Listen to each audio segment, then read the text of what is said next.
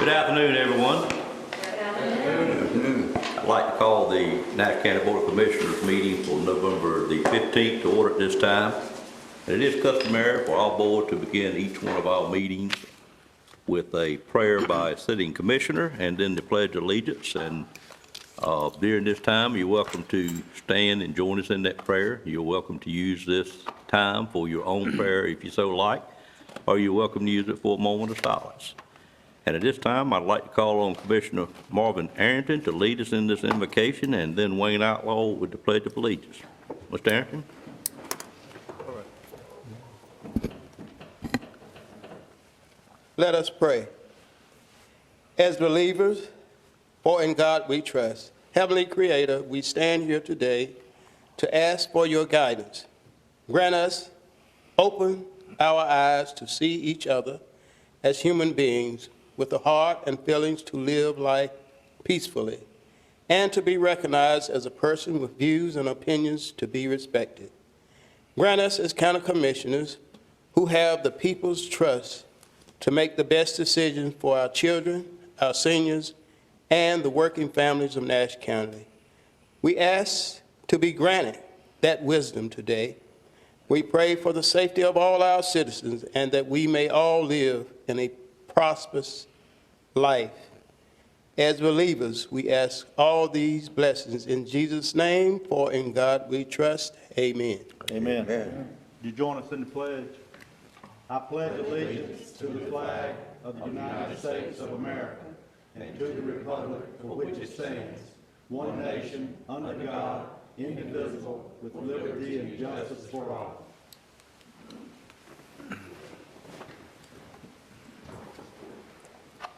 Thank you, Commissioners. We are now on item number 4 on the published agenda. And seems like as you get older, time flies by quicker every month, and I hope this presentation has been made a little earlier than normal. The dew has flown by real quick on me this time, but I'd like to call on Donna Wood at this time to introduce our auditor and to begin the presentation.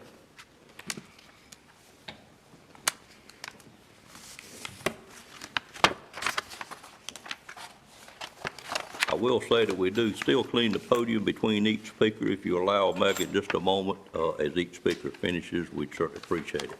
Ms. Wood, good afternoon. Good afternoon. We have with us today Mr. Stuart Hill. He's a CPA with our auditors Thompson, Price, Scott, and Adams. He's an audit manager, and he'll be presenting our 2021 annual audit report. Okay. Thank you.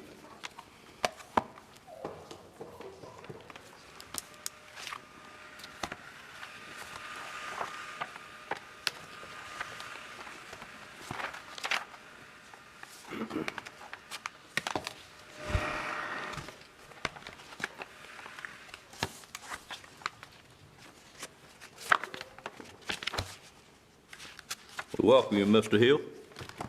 Thank you, sir. We appreciate y'all having me here again, once again. I've been here a few years now. It's always a pleasure, and you always have a good audit, and it's no exception this year. We are here a little earlier. Normally, we're at your December meetings. I didn't lose that month in life then. That's good. So, well, the time went back. We might as well back up a month, I guess. I don't know. But at any rate, there's a reason for that. The LGC has a new requirement that we present the audit within 45 days of the time that we submit the audit to the LGC. Okay. So that's why we had to move it up a little bit. So, like always, I'm going to use a presentation summary rather than the full page after page after page of audit, the full audit report. I think you've got a presentation summary in the black binder, and we're going to go to first page 1, and just I'm not going to read all this, but I will tell you that there was a change this year in the accounting practices. There was a new GASB 84 pronouncement that had to do with the presentation of the fiduciary funds in your audit presentation or audit report itself. It doesn't really affect anything other than the way it's reflected in the report. It's just, that's one of the new things. In addition, we are required to go over this letter and go into the second page.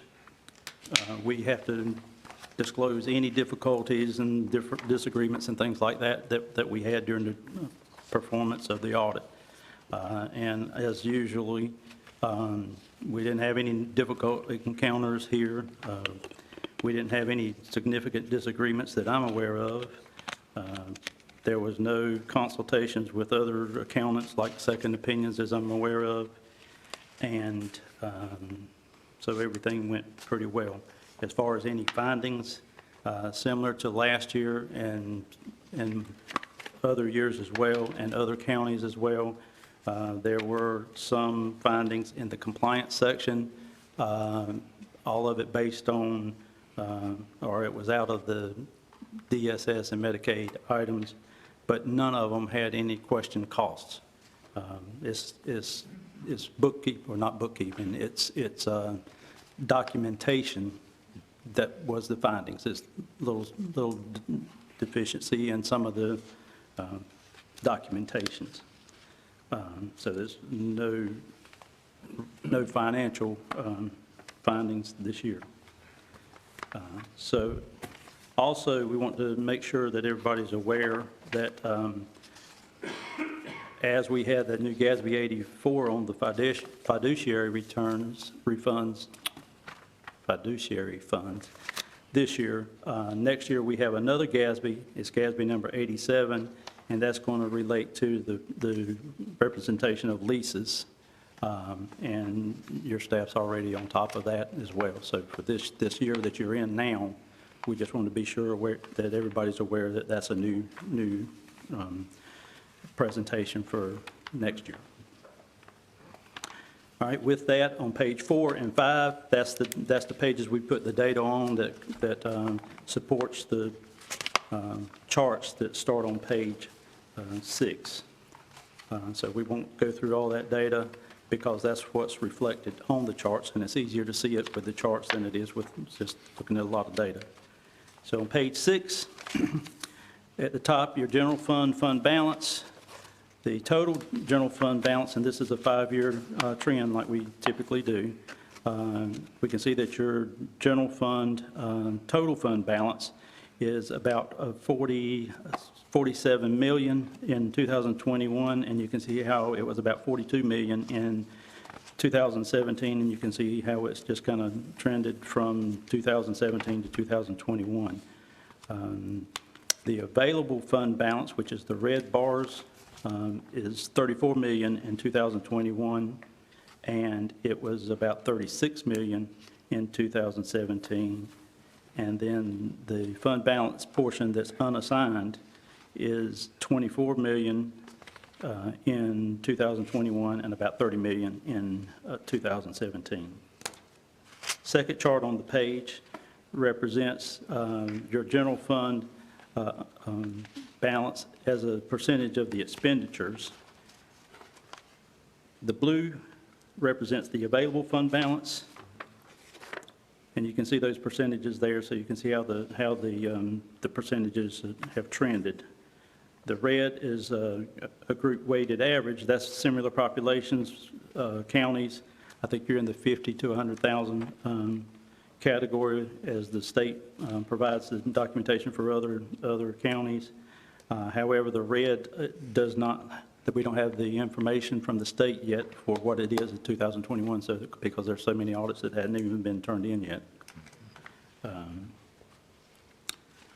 Okay, on page 7, we're going to go to your tax collection percentages.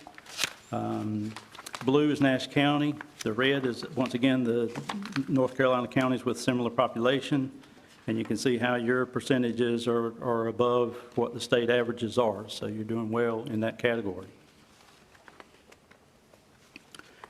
Page 8, for your general fund revenues, We've categorized those, and you can see that the ad valorem taxes is the largest percentage of your revenues, followed by the other taxes and licenses, which is predominantly the local option sales tax, and then the intergovernmental would be coming in third, and that's grants and revenues, mostly in the DSS department.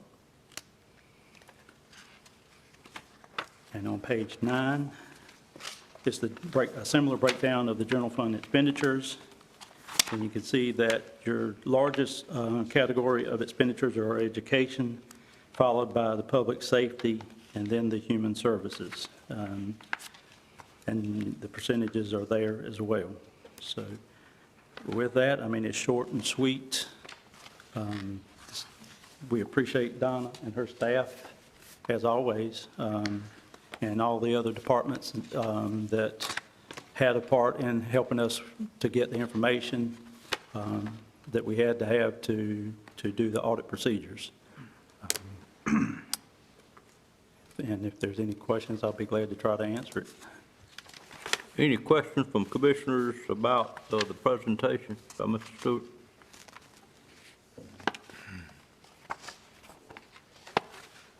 Mr. Stewart, the uptrend in the general fund balance, which jumped up quite a bit, about $4 million, $4.5 million, is that in any way tied to federal Absolutely. ARP funding that's coming in, or what? Probably a lot of the CARES Act stuff, I would A lot of the imagine. CARES Act. I would think so, yeah. Is the ARP funding that we've already received reflected in this yet or not? I'm not sure, Donna, do you know? We received it in May or June. Half of it is in there, the $9 million. Okay. I guess I'm wondering if half of it is in here and we probably hadn't spent very little yet, where does it sit at? I'm sorry, ask the question again. Okay, I guess I'm wondering if half of it is in here, which will be about $9 million, and we haven't spent any significant amount to date, where is it sitting in the budget at? Well, what we're looking at primarily is just the general fund. Okay. Where the general fund has capital projects and grant projects. Right, So that is not specifically in the general fund balance. okay, So you wouldn't see that revenue in there. right, okay. So it's sitting somewhere else. Correct. It will be in the full audit report, and because the reason you don't have a full audit report right now is because although it's been submitted to the LGC, they have not formally blessed it. But they're close. Donna said that she had seen that they had sent her the okay to go ahead and fulfill the invoice, so that's a good sign. They're really close. So, but we don't like to give it out, the audit, full audit, until we have it, that it's all approved. Yeah, once it comes to this board, it's available to all the public then, and we That's- certainly realize that's right. that. Mr. Lamb, you might can answer this better, but I know this board has had not a concentrated effort, but somewhat of an effort to utilize our fund balance a little more than we may have had in years past, and it is showing up here that we are doing that. Is that because of that effort, I guess, that we have numerous times on projects that we want to move forward with, Yeah. we would use fund balance to do that with? And of course, it has gone down some over the last few years, which was, I think, designed by the staff and board. Yeah, I mean, I don't want to generalize, but I will. But basically, I think what we've done is restrict funds. Yes, sir. And therefore, those funds, we set them aside for certain projects, and therefore they show up in the blue bar, Right. but do not show up in the available or the unassigned. I was more looking at the charts on 4 and 5, which actually gives you numbers. And I could see that it looks like Oh, yeah. our, Unavailable. yes, sir. Yeah, the unavailable went up about $4.5 million this year, and I don't know if the state is requiring additional reserves or if it's solely because of us setting money aside for projects like Red Oak, Miracle Park, different. And we allotted some pretty large amount for the new jail addition as well out of fund balance. Right. To In keep from fact, borrowing so much. I do know 750 at the last meeting y'all transferred that we had set aside for Red Oak that didn't need it To the new, to the Field new house. field house. So that would have been in the blue bar on page 6, but not available or unassigned. well, could we all agree that the utilization of our fund balance sum has been done in a proper way because we're using it for one-time expenditures on capital type projects, which is, I would think, would be the right way? I'll phrase that as a question.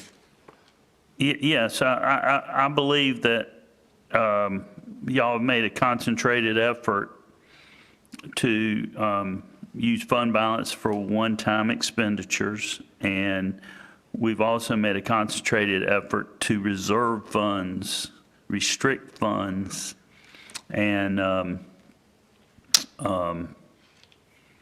so, yeah. Yeah, no, I think finance has done a great job. I mean, the main bar is the blue bar. I mean, the overall fund balance is definitely going up. That may have been because of governmental funds like the CARES Act, partly. But no, I think our fund balance at our unassigned fund balance at 25% is reasonable. And so your goal, your policy is 15%. Correct. So y'all are well above that. I also can't help but notice in the circle of expenditures that our schools have come out on the top this year. It's always very close between schools, public safety, and social services. But schools is up somewhat from what it has been in years past, and I guess that's all school, including capital expenditures, would drive that like that. Most capital expenditures doesn't include the debt service, so that would, Right. you would add to that education amount. I think the one thing that on page 8 that I think should be noted is that our reliance on ad valorem taxes, while we haven't increased the rate, 67-cent rate, that our overall pie, part of the pie there for ad valorem has gone up steadily to now 56 and a half. I mean, I remember a couple years ago it was 51, then went up to 52, 53.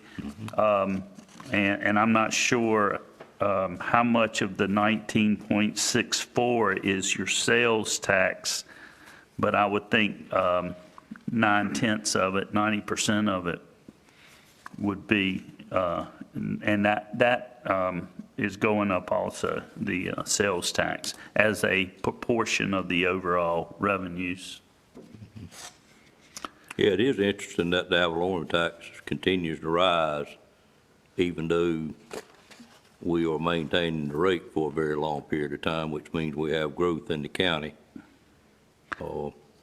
Growth in the county and increased collections, but mainly, at this point, mainly it's growth in the tax base. In fact, I'm not sure if I saw that here or where, but our total valuation has gone over the 8 billion point Is that right? for the county. And I think that might have been in this year data, but Some over 8.1 billion.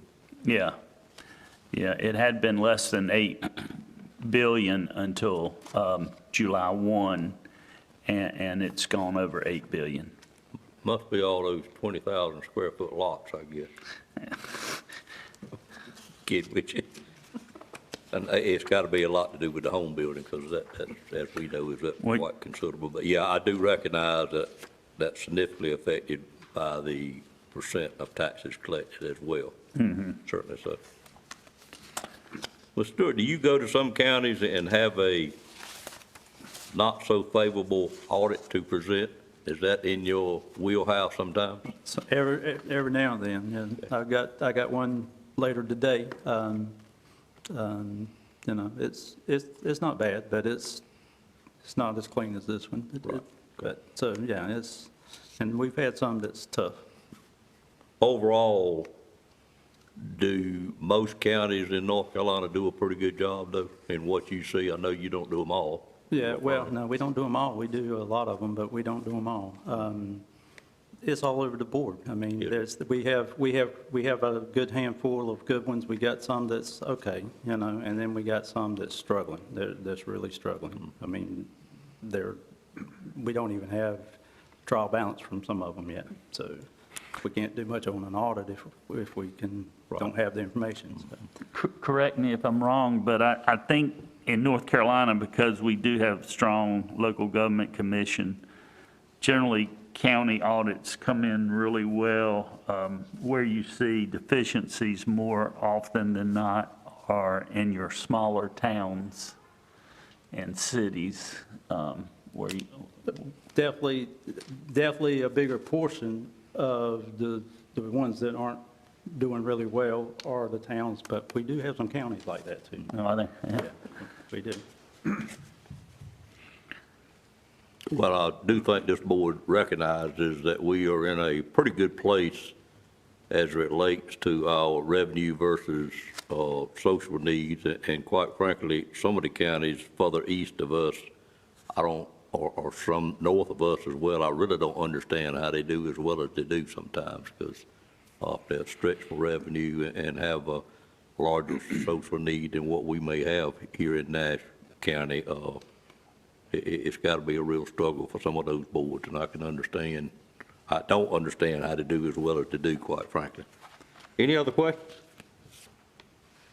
All right, we thank you for being here again. As long as you keep bringing good news, we'll probably have you come back again. Yeah, well, it's not us, it's your people that makes the good news. So. We recognize that, sir. If I may, Sure. I'd like to thank you for your work in the last few years, and but particularly the finance office. I don't think we've had a bad audit in the 8 years I've been here, and it sure makes my job a lot easier when you have a great finance staff that gets the job done. And a tax collection staff. Yes, tax collection staff. Thank you, sir. Appreciate it. Donna, anything else, or are we good?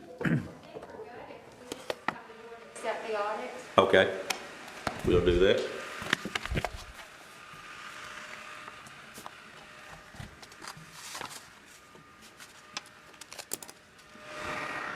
At this time, I'd like to call for a motion to accept the audit as presented. Have a motion by Commissioner Wilkins. Is there a second? Excuse me, Commissioner Leggett. Is there a second? Second. Second by Commissioner Wilkins. Any questions on the motion? All in favor of that motion, let it be known by saying aye. Aye. Any opposed by a like sign?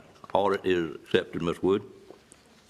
The next item on the agenda is our exterior presentation for our second meeting of the month, and at this time, I'd like to turn it over to Commissioner Outlaw, since he sets these up for us. Thank you, Mr. Chairman.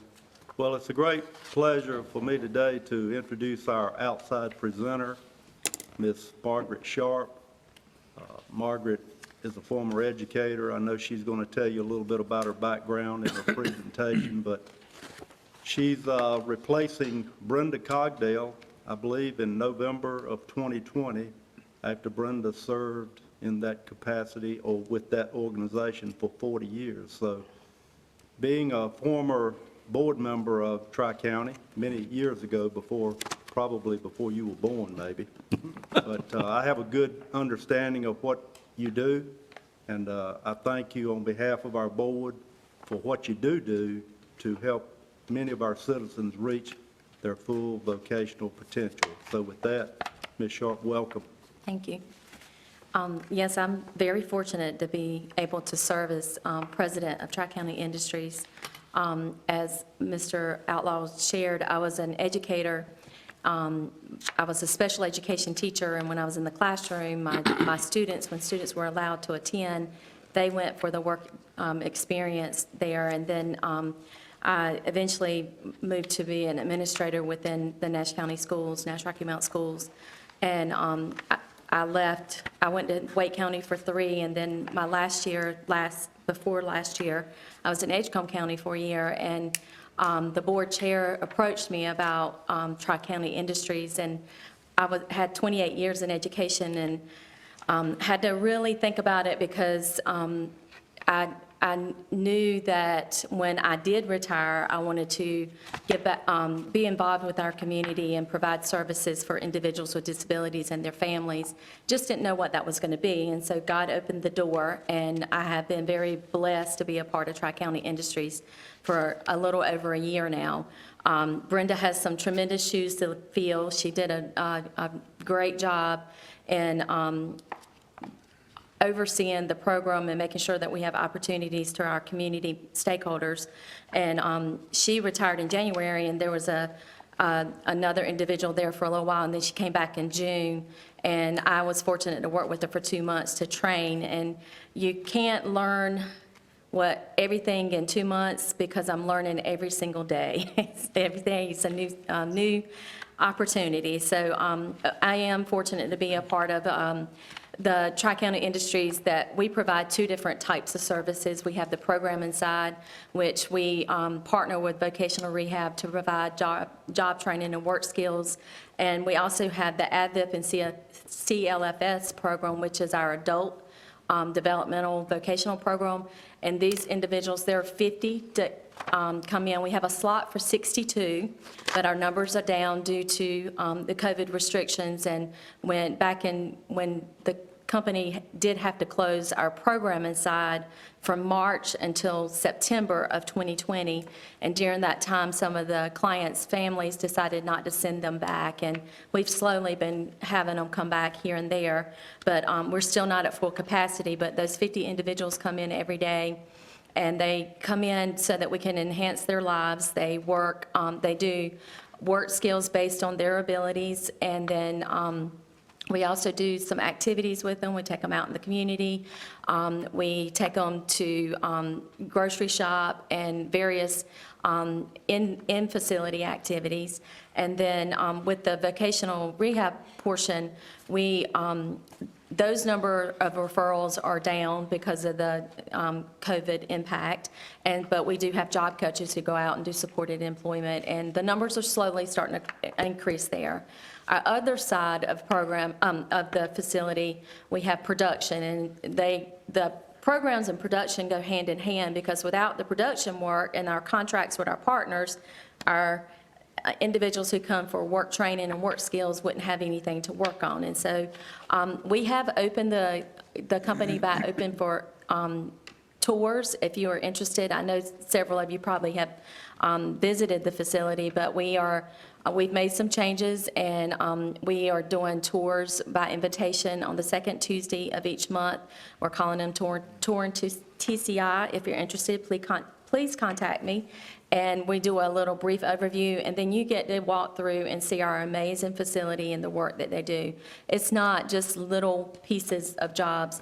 Our individuals are putting together kits and light assembly of building elevators. So when you go into an elevator, think about Tri-County Industry, because we may have done something that was a part of that elevator. We also have we have contracts with ABB. We do specialized training in there. We have one individual who he has a room to himself, and he's doing a lot of the job he does is very hands-on, but he's very diligent in making sure that he does a good job and it's quality. We are now in the process of trying to secure some additional contracts. In July 1st, we lost the 3 rest area contracts with the Department of Transportation. They go out for bid every 3 years, and a company underbidded us. And so we managed the rest area at Dorchester Rest Area for 26 years. And so this is the first time we've not we're not doing that. So we lost some of those employees. They went with the new company. We did have 2 to decide to stay with us because they felt like our company was what they wanted to be a part of, and the benefits were in place, and they feel like we value them as individuals, and so they're in our Atlantic Avenue facility now working. We have contracts with Draka Elevator. Again, the work is amazing. I invite you to please come in and see the different parts, the electrical parts. We build the harnesses, we put the sub-kits together, as well as individual packaging of screws and counting and instructions that go into the packages there. As I said, some new contracts that we're looking at, LS Cable out of Tarboro. We've got 2 possibilities of jobs that we're waiting for some finalization of those contracts so that we can employ at least 6 more individuals in that location. We have, we're renegotiating our contract with Cummins at Rocky Mount Engine Plant, and we employ about 36 out there. They go into the Cummins site, and they're our employees, but they do the work there. And we run a skid arrangement. We keep the storage and load the trucks and keep Cummins facility full of the skids whenever they need it for the motors and so forth. At Atlantic Avenue, we do bed plates. It is the bed plate that the robot puts the glue down for the engine to sit on. Well, the bed plates have to be outlined by hand, and so we have 2 individuals who, that is their specialized area, that they outline the bed plates with using a template. We also have a list of our partial customers in the brochure that we've given you. We do several jobs with Rocky Mount Cord Company. We have on the front cover of our brochure, that's our Pfizer room, and that's a contract that we do for Pfizer. Pfizer sends these medicine caps over to us, and this is a client job with the adult advent program. They go through and inspect those caps, and we package them up, send them back to Pfizer. They run them back through a process, and then send them back to us, and we inspect them again just to find any defects there. And that's a job that everybody wants to do. They love to go in the Pfizer room because they have to be semi-clean, and they put the suits on and everything, but everyone wants to do that job that's at our site. We have a group of individuals that we house at Draka. They're our employees, but they do the work at Draka and building the sub-kits and the trough area. And so we have a supervisor out there that manages 32 employees. The last couple of the years, we've been we've made a profit, and we're proud of that. We made one this past year, and we were not expecting that because we did have to shut down, and parts and labor is a tremendous piece that's affecting us. We currently have 16 vacancies. So if you know anybody that wants a job, we have a job for you. Imagine that. And we do cater to individuals with disabilities or disadvantages.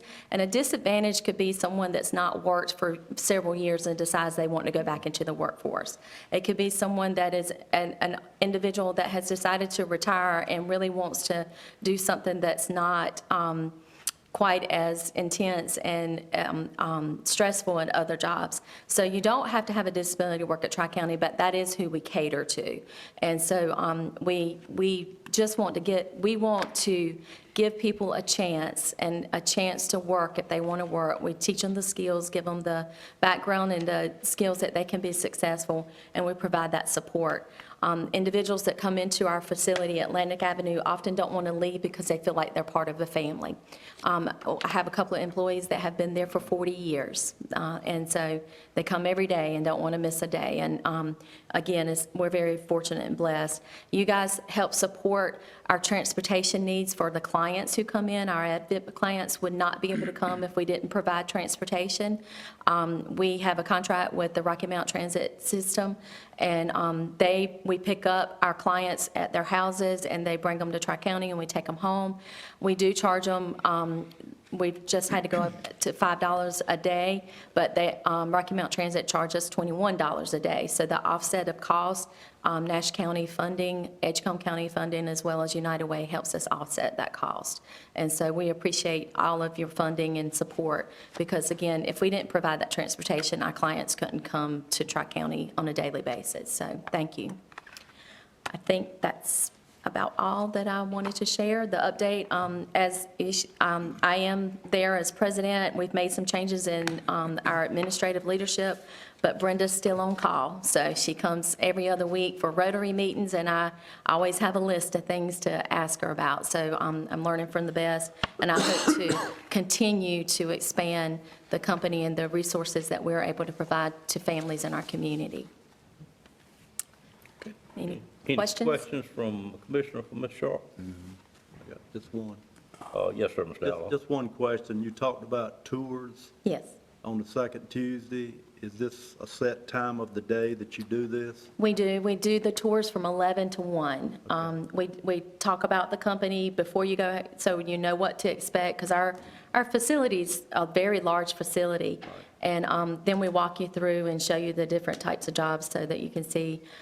We do like, if you're interested in tour, just contact me, because we try to set it up so that we don't have a large crowd, and we want to accommodate and make sure that we have safety parameters. Last month, we did a tour with our emergency personnel, because there's been a lot of turnover with the Nash County Sheriff, Edgecombe County Sheriff, Rocky Mount Police Chief, as well as the Fire Department Chief. And so we invited those agencies in, and they did a tour, and were amazed at what we do, because there's been a lot of turnover. But as a result of that, this week, we have the fire department, the 3 different groups that would serve Tri-County if we have an emergency. They're coming in and do tours so that they know exactly what they would come into if we needed their assistance. And so we welcome you to come in to see, ask questions, just to be a part, and we provide lunch before you leave. So it's the second Tuesday, and it's about a 2-hour thing. Right, Thank you. right. Belfield? Yes. The approximately involving your clients in training, approximately how many are able to move on with some industry to regular jobs? With VR, most of the individuals that we have come in for the training, the work training, our hope is to have all of them employable, to be able to walk out. We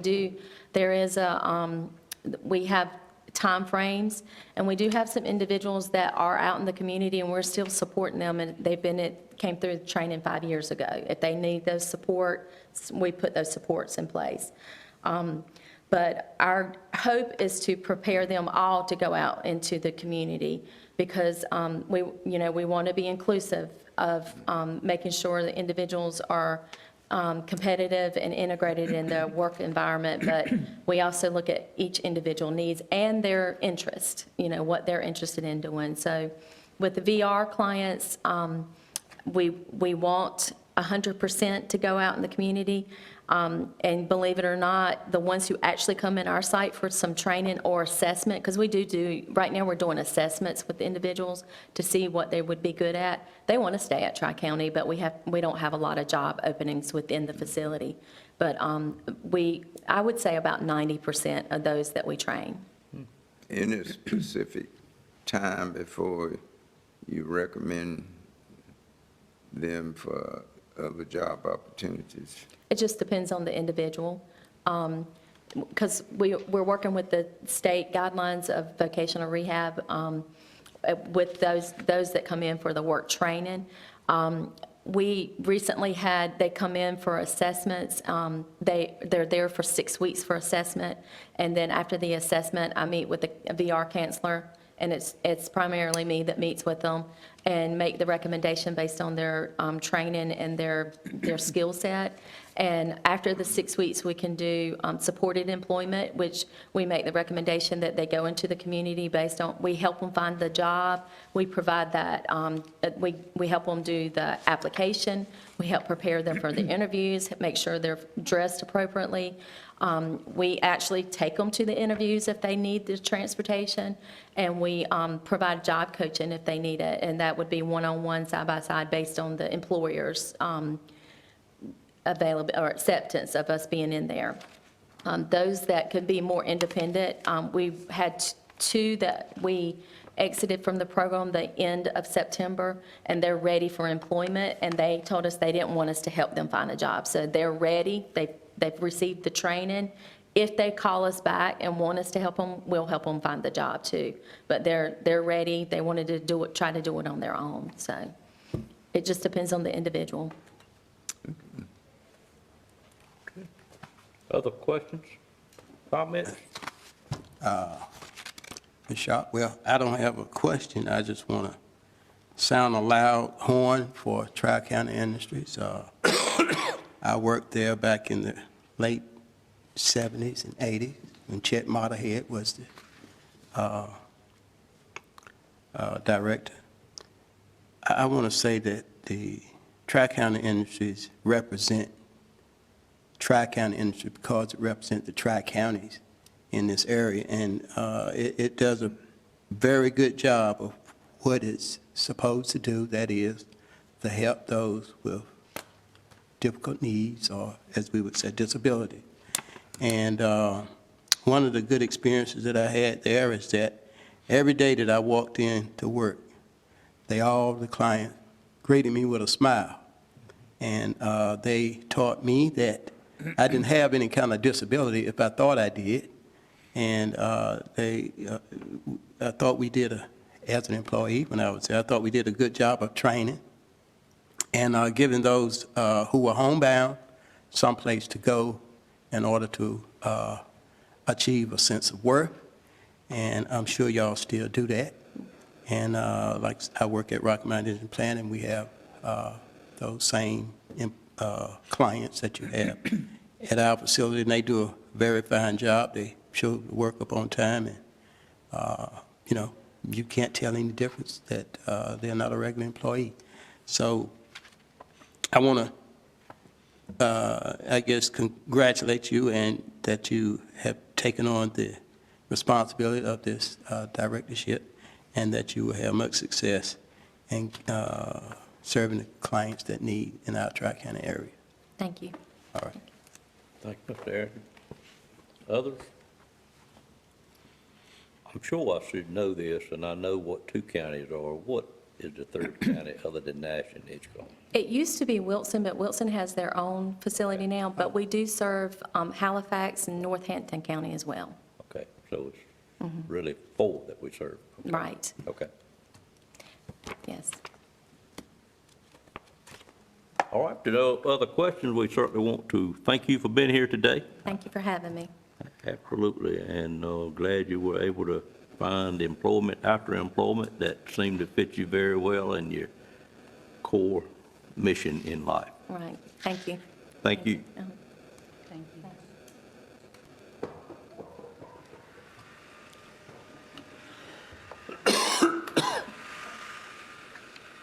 Mr. Outlaw, you want to introduce our in-house speaker today as well? I don't know that John Kearney needs much introduction.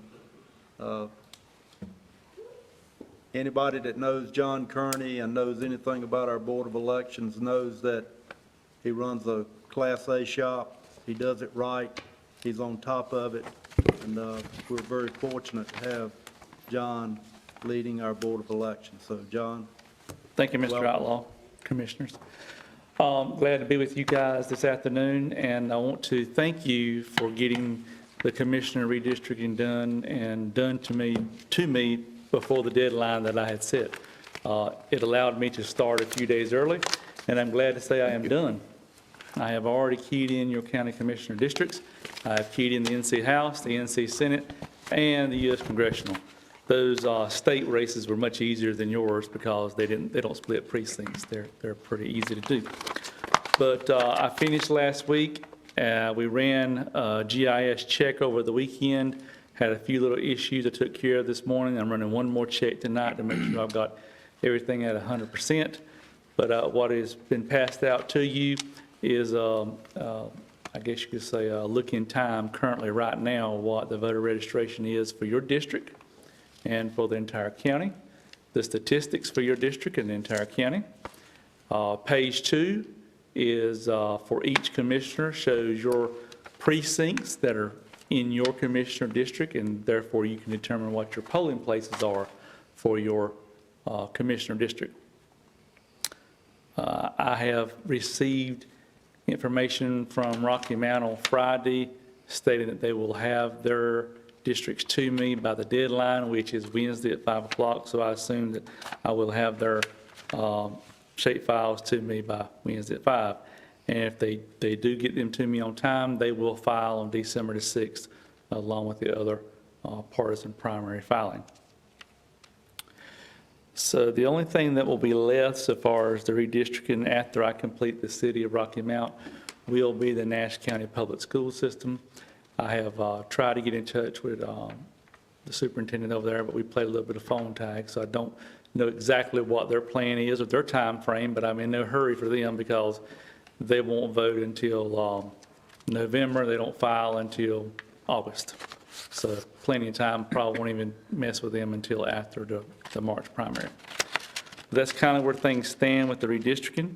If you have any questions, I'll be glad to answer them the best I can. Questions of Mr. Kearney at this time? And just remember, these numbers are fluid. What you see today won't be the same tomorrow because voters come and voters go, so numbers are always changing. But as of right now, well, 3 or 4 hours ago, that's what your numbers were. At 10:03 this morning. Yes, you had the most. And these are registered voters, not population, which is what your maps were done by. So just understand the difference. Registered voters. These are people that are eligible to vote, Gotcha. that are registered and eligible to vote, either active or inactive. And inactive just simply means they have a bad mailing address, but they're still eligible to vote.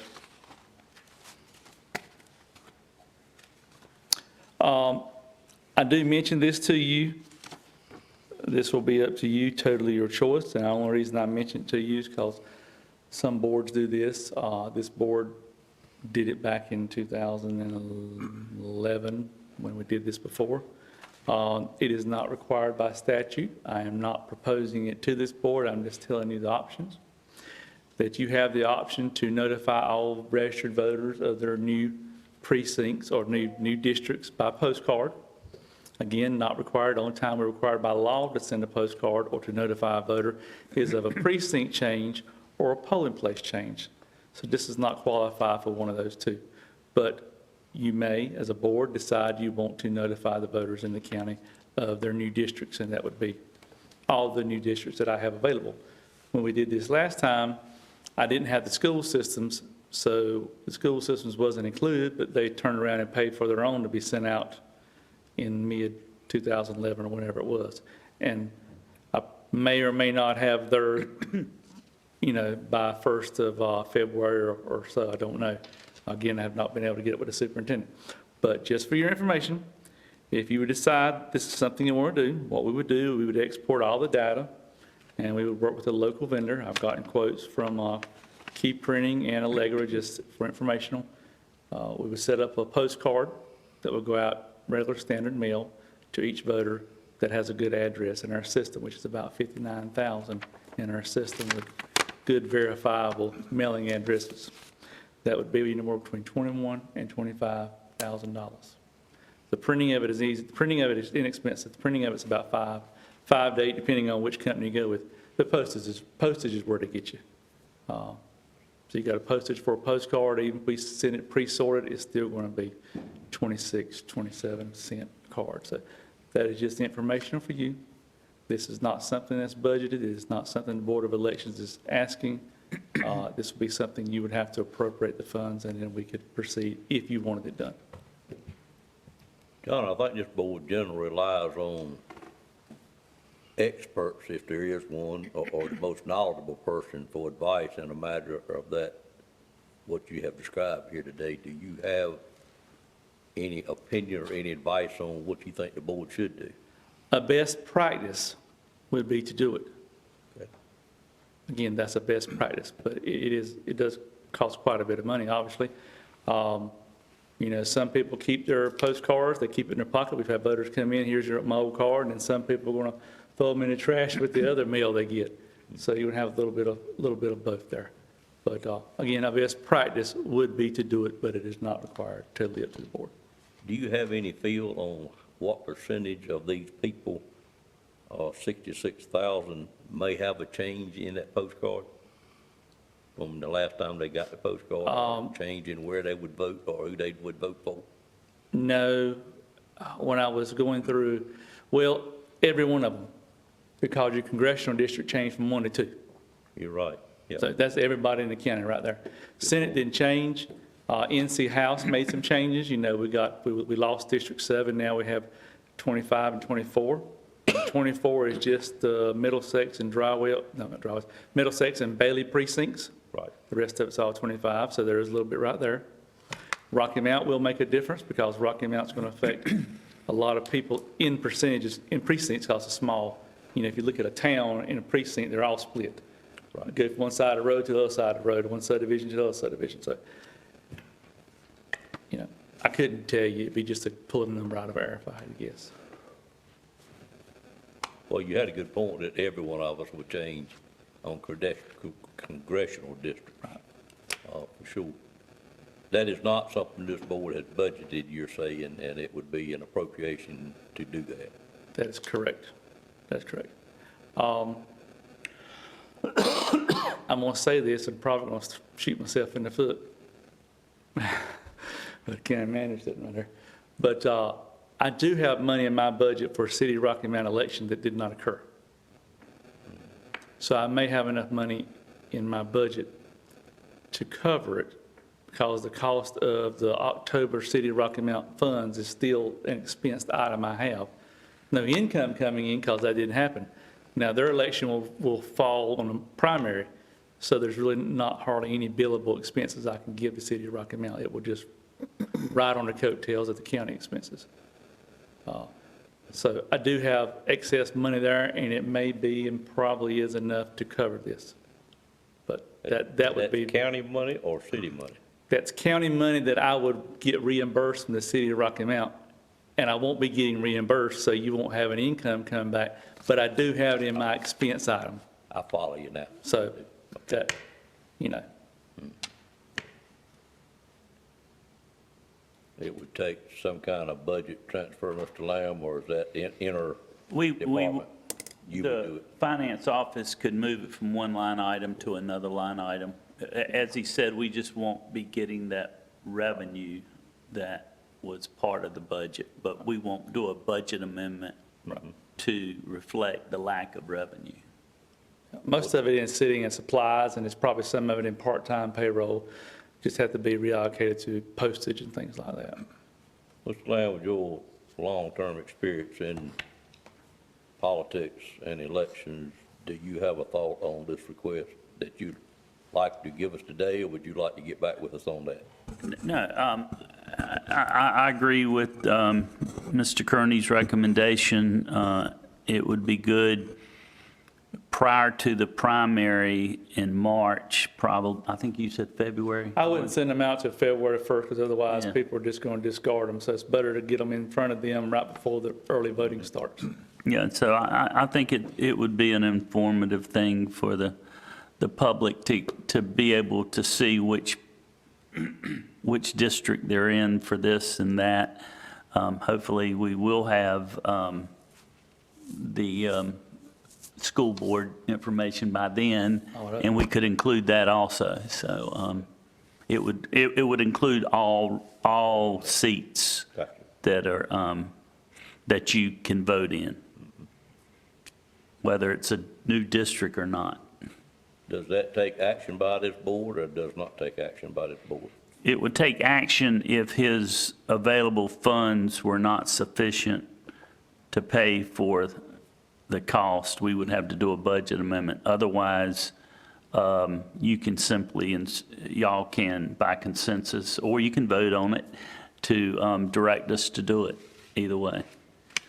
But it's something that the Board of Elections could administratively do also, but apparently in the past, they've come to the Board of Commissioners, probably because of the cost. Yeah, normally we wouldn't have the funds in the budget, but just Right. because of the Rocky Mount situation, we do have some excess funds, which is probably enough to cover it. Is there any thoughts from board members on that? It seemed like a grand idea to myself, but how do y'all feel? It sounds like a good idea. I think we should do it. Same here. Now, say that again now? Same here. My question is the board in favor of us sending those postcards out? I've heard 5 of you say you were in favor of it, including I was myself. gonna ask this question, Sure. which is better. I know it's probably cheaper to do the postcard, but that the voter will keep up with it. Postcards tend end up in the trash can, maybe a letter. They would hold on to it, but it's probably more expensive. It is significantly more expensive because of, Yeah. for the postage, if no other reason, then you got an envelope to go along with the letter and the folding of it and stuff. So I couldn't tell you, but I know that my lowest price I got, or quote I got, was $5,100 for the printing of the postcard. So that would probably increase to $8,000 or $9,000, and your postage would really go up. So I'm not saying it's going to double in price, but it would probably be closer to $40,000 for a letter. And I don't know that they're going to keep a letter any better. They sometimes, I've seen them fold postcards up and put it in a wallet. I don't know that you can do that with a letter, but, you know. The other problem is, are they going to open the letter? Whereas the postcard, you don't have to open it. Yeah, we'll definitely put election, official election label on the outside of it, but, you know. Would you use the same change of address notification form template? No, it'll be if you're talking a postcard, it's going to be a custom postcard that we just have variable data on both sides, the address on one side, and the other side, we'll have a little statement as to what it is, and then we'll list the districts and the numbers and Yeah. that type of thing. If you custom, you could make it somewhat catchy, I would think, somehow, could you not? Maybe work with Mr. I can work with Edwards. Jonathan or somebody that's more artistic than I am, Yeah. but yes. Yeah, I think I would certainly do something like that. Yeah. Mr. Outlaw, did you have a thought? Yeah, John, would this go out to every registered voter or every voter that voted in the last election or something like that? Every registered voter with an active mailing address. When I say active mailing address, you have two types of registered voter. You have an active and inactive. Inactive are people or voters whose the mail has come back undeliverable twice. They can still vote, but when they get the vote, they got to update their address and sign a piece of paper. We would not try to send it to them because you'd just be wasting money. So right now, it's about 59,000 plus voters it would go to. Their addresses are good. Yeah, I'd be very supportive of it. That information would be beneficial to a lot of people. Sure. Yeah. Well, I think you've heard the Okay. wishes of the board. I have. Yep. Any other questions? I just got, Sure. I know now that we have finished entering the data, I guess I've got a map at home of my district which shows the pieces that were moved and changed. We can now request a map that is our district in its entirety. That is correct. I had the ability to print 24-inch maps, and Brad can print a 36-inch map, Okay. depending on what you need. But he has the shape files, he sent them to me, and I have them. So either place, we So can print you a Brad map. can Brad- print the large. Brad map. can print you the large one. I'm not really going to plan on releasing the per se data yet until I finish Rocky Mount and go back and check, because it's very easy for me to make a mistake when I'm doing Rocky Mount and change a commissioner district just because of the way it works. So once I finish Rocky Mount or school system, I will go back and run some checks on commissioner districts, Rocky Mount's district, just to make sure I'm 100% before I start And releasing. you'll let us know when list. that's I can complete, let you know we that you can request have that map. How about the? Now, the map you can get anytime, it's just if you wanted the CD with the list of names and people in your district, I'd rather wait until I'm. Well, that's what I was more going to sure ask of you that. next. Can we get that electronically? You can get it electronically. Sensitive regards to redistricting, I don't mind giving it to everybody, give everybody one. Let me ask you this. Can you also get a hard copy? You can. I know there may be some cost associated with that. Right, you can get a hard copy, we can do that, it's just, the price stacks up because it's, so many pages. Okay. But yes, but I can get you I can email all of you, one, or you can go online and get it online. We have all our data online for an Excel download, but I've cut that link off for now until I finish everything and get it checked before I put that link up there So I'll just wait to hear from you. We'll hear from you. I'll send it out to you All right, the guys. first day of registration for the election, Noon, December 6th. December 6th at noon, that's when it starts. That's correct. Thank you. Ends December 17th at noon. Correct. And I'll have the filing fee schedule on our website later this week. I've already completed it. I'm just waiting on the city of Rocky Mountain to hand me that data before I officially publish it. They're going to be filing on December the 6th because by law I need that data by Wednesday. Okay. How soon can you get a list of the people that are registered in your district? As soon as I key in City of Rocky Mount and double check the information, then I'll let you guys know that it's available and get you one. Okay. All right. Good. Excuse Back me, to the Mr. Chairman. postcard, would you do the postcard on a catchy color, maybe yellow, or can you do that and have, please say? Well, yeah, I think we can, as long as we keep the ink black, we can save money. We can probably do it on colored paper. It's probably going to be a little bit more than white paper. My quote was on standard white paper, but we can look into that and talk to them about it. Yeah, please say. Yeah. All We'll right. see what we can do to jazz it up as much as possible. Just if you do it in color, don't do it on red or blue. No, because then, believe me, I know that. Or both. Somebody's going to complain. Yeah, maybe do both. We'll do orange. Yep. What does red and blue make? Orange? No. Purple? Purple. Gotcha.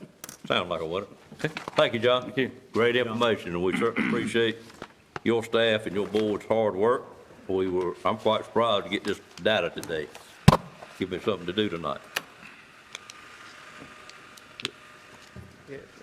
All right, that was item number 6. We are now on item number 7, which is property acquisition for proposed water supply well. I'll call on Mr. Boone at this time.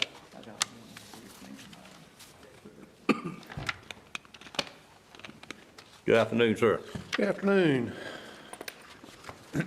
The item I have before the board for their consideration this evening is acquisition, or afternoon, rather, is acquisition of 1.3 acre parcel near the intersection of Wallet Mill Road and NC 43 north of Red Oak. This is one of 7 sites that had been identified in the early stages of work on the Northern Ash water system.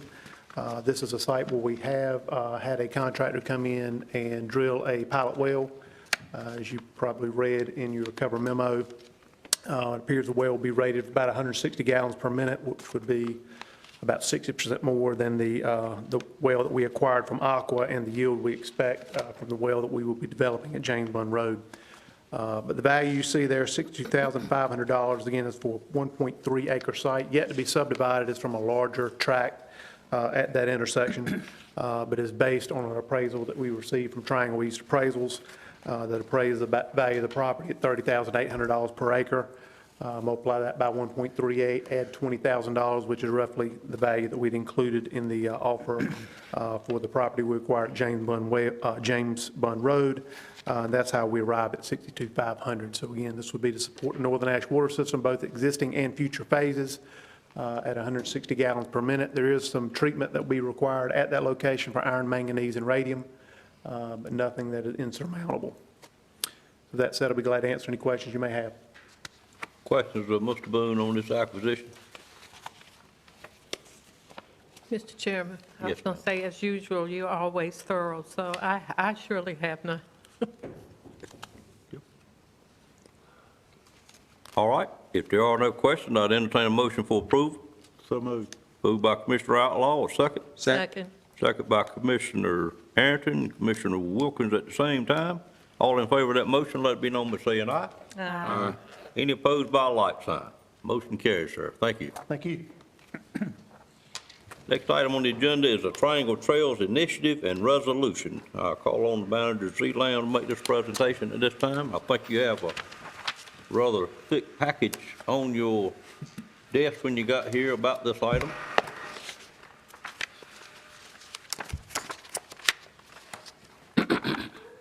Mr. Lamb? Thank you. Mr. Chairman, members of the board, you can see on page 25 of the agenda, a description of this matter. About 3 or 4 months ago, the chairman and I were contacted by Mr. Hutchinson, who's a commissioner in Wake County, about becoming the 15th county in the Triangle Trails Initiative. Right now, there's 14 counties. It's one of 3 in North Carolina. One's the Piedmont, which is just west of the Triangle counties.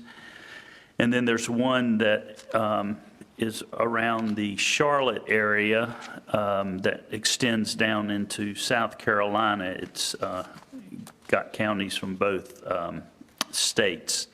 But as I have here in the description, the Triangle Trails Initiative is a newly launched collaborative between government, business, anchor institutions, and civic leaders to make the Research Triangle region a national leader in greenways and trails.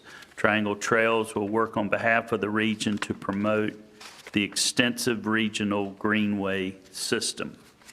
On Friday, the chairman and I attended a meeting at the Sentinel County campus of NC State, and we were given this information. I guess we killed a couple trees to get it printed, but this was the PowerPoint that was presented at the meeting.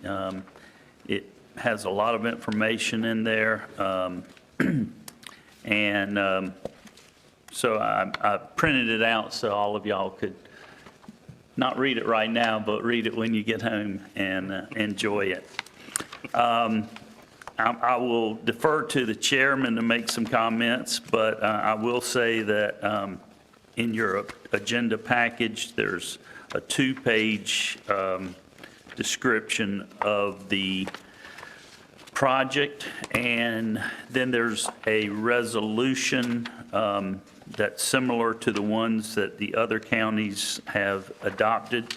These began last year. You can see in the big packet here that all 14 counties have passed these resolutions in the last year, and I think they decided that we would be a good addition to their regional partnership, and have invited us.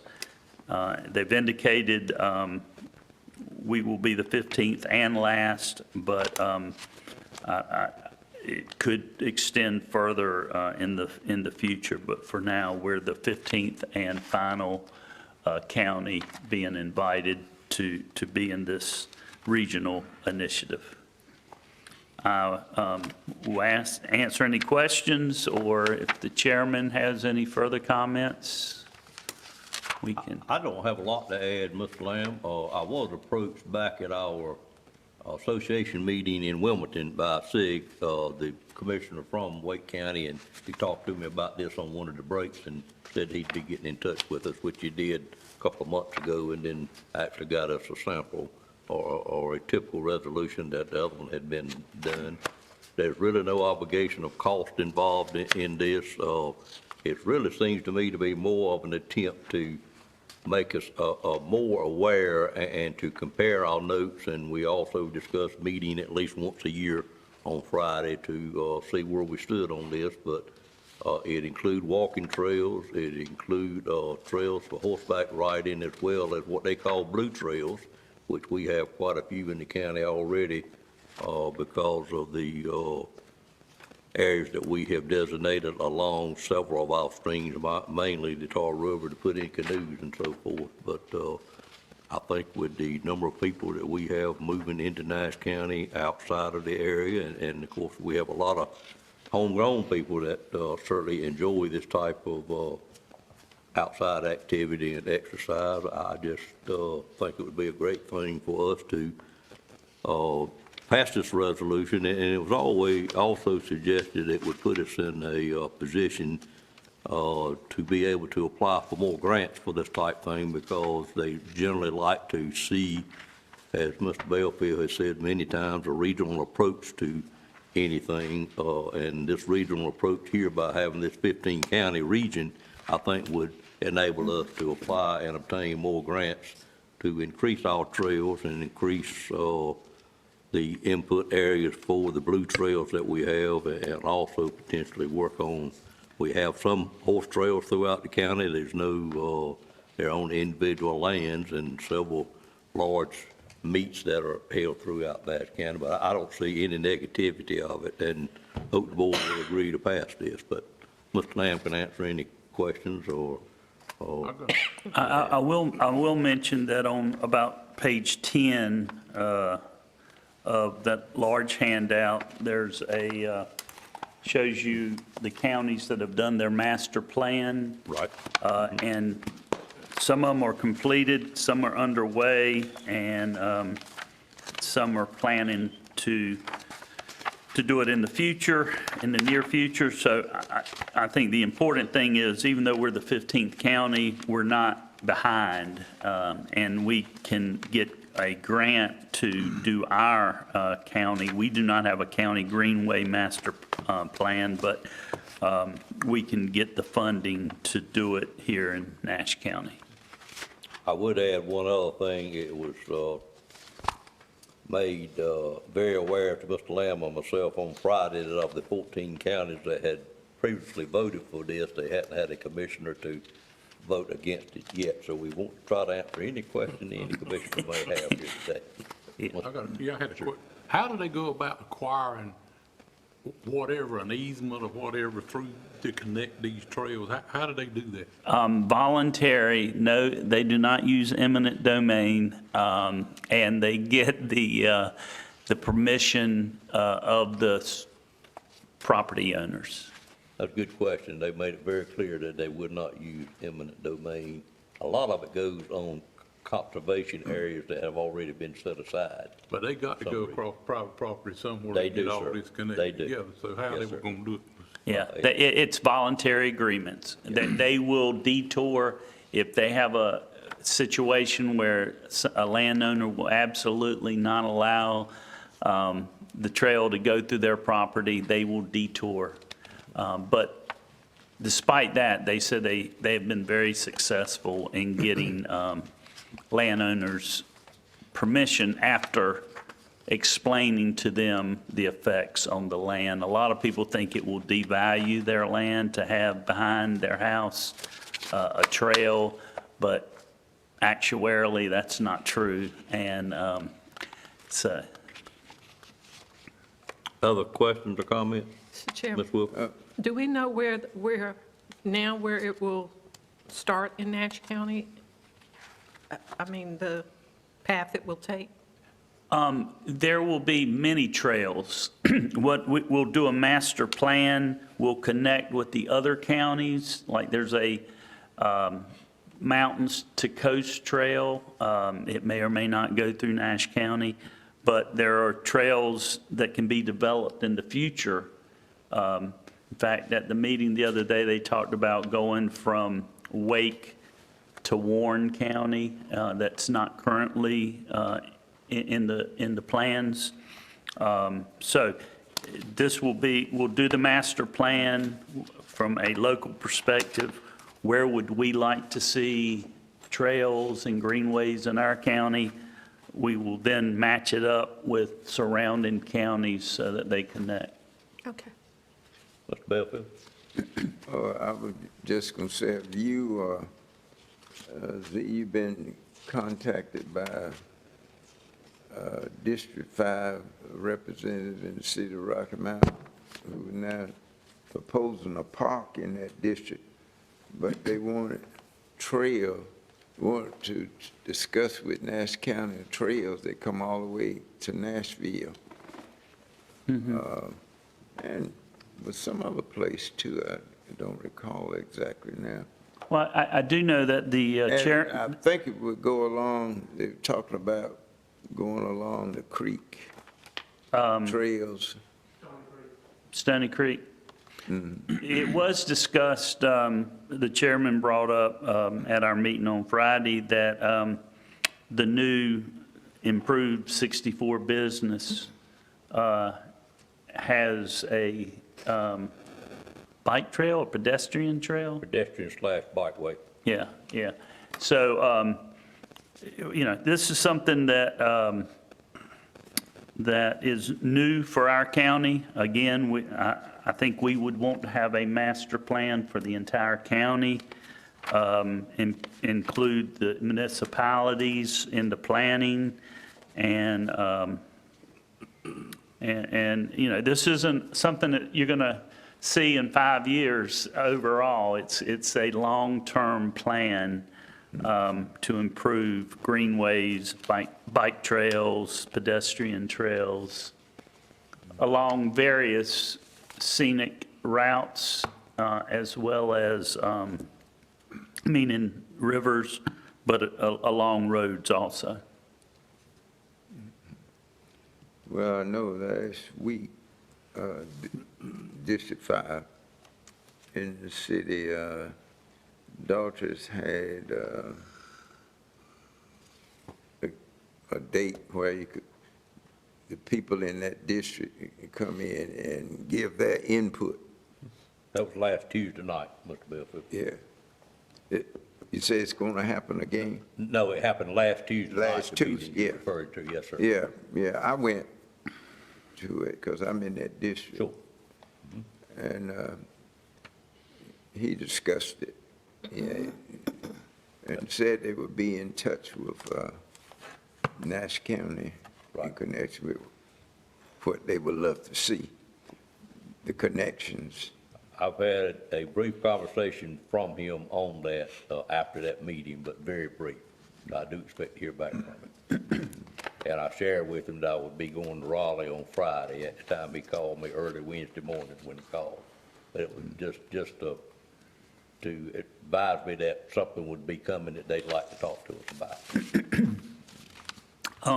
If we recall, just not to confuse it, but when DOT presented the plans, and Mr. Boone, if you can help me with this if I mess it up, but we got several presentations from DOT about the roadway from Little Leesburg up to the town of Nashville, and they presented in there that they were going to put right-of-way in that would allow this bikeway/walkway to go in. I think Rocky Mountain was going to go ahead and fund their part of it. My recollection is that Nash County nor the town of Nashville made a commitment to fund the improvements for their part, so I expect we would probably be hearing back from that at some point, because right-of-way was going to be allotted to do that. Mr. Boone or Mr. Lamb, have we heard back from DOT on that, or is that where we stand? Mr. Boone? I haven't heard anything, so we have a major emphasis by the DOT to promote multimodal projects. Right. One thing I will add about the meeting, Mr. Belfield mentioned, Thomas Gillespie attended that meeting last week in Latham County to discuss that Greenway connection to, I believe it was Sunset Park, was a origin. Right. Looking to come along Stony Creek. Yep. But yeah, I know DOT, and that may be a future TIP project, but they likely would require some local commitment by the town and the county to make that a reality. And do you want to share what little information we know about Falls Road, Peachtree, that we found out recently in that parking lot exploration that we were doing with the mill? Understood. Work was imminent to begin. I haven't actually seen work begin yet, so of course right now it's really difficult, as we've seen on some of our own projects, to get contractors mobilized. But there was a project to provide pedestrian and bike amenities along Falls Road and Peachtree Street from downtown Rocky Mount out to Rocky Mount Mills. So that's something they've talked about for a while, in addition to developing a spur along the old rail corridor that led to the CSX-A line. But again, that work was supposed to start before the end of this year, so I haven't seen contractors mobilized yet, but it shouldn't be, it won't be as long as it has been, as David Kane used to say. I think it's actually been awarded to Barnhill, I understand, from a meeting I had with the mill last week. So we probably will see, it's more of a restriping, and when they repave both of those, which they're going to do, they're going to have only one travel lane, and then part of the lane, and the rest of the lane is going to be taken up by pedestrian as well as bikeways, is my understanding. Because we're working with them to put that additional parking in for the farmers market during that project and get safety features across the Peachtree Street at that location. Other questions on this, Mr. Outlaw? Just a clarification, is this an initiative that Councilman Daltrich is proposing, or is this something the city of Rocky Mount has bought into and they want to work with us to develop these trails from the city out to Nashville? And The item here before us today is not connected with anything. I understand. The city, okay, I'm just speaking separate to two. Mr. Bellfield's Oh, okay. comments. I honestly don't know yet because I Well, don't have much I information just from it. wondered if that's something that was his initiative that has been adopted by the city council, or is, I haven't had enough discussions or heard enough to know the answer to that. I think we would need that information before we could. Mr. I Bellfield, didn't he was at the have meeting, he that could add. discussion with him, but I noticed this.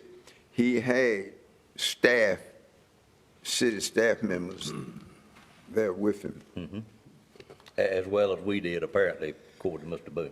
Yeah, well, I think that'd be a great initiative for the county to take up with the city, Sure. something like that. Absolutely. If that's something that they are looking at doing, or Right. is that just his wishes or desires?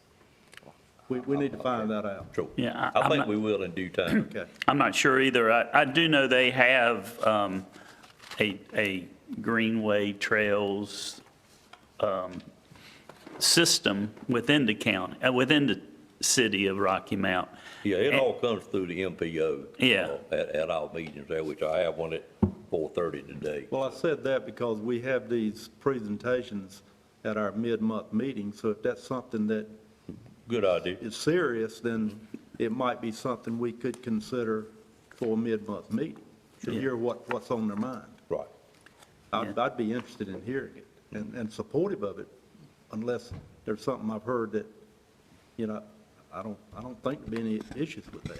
Yeah, I think there's actually a lot of conversations starting up around greenways right now. Thomas, Susan, and I have heard from Sheila Long over with the town of Zebulon. Yeah. They're starting conversations with Wake County. She's talked about something potential from the mill over to the 5-county stadium. So there are a lot of conversations starting up right now, and I think in a couple of months, we would be able to bring you some Maybe we information. can find out more about it, and then it might qualify for a mid-month presentation. Sure, thank you. Are there any other questions? If not, I would ask you to approve the resolution you have in your packet, starting on page 28, and we will incorporate it in the minutes. Packet here is referred to as the one on your iPad, Oh, I'm sorry. not the one handed out. I've seen several of them looking through the document. It's on your iPad. Resolution of the Nash County Board of Commissioners supporting the formation of the Triangle Trails Initiative.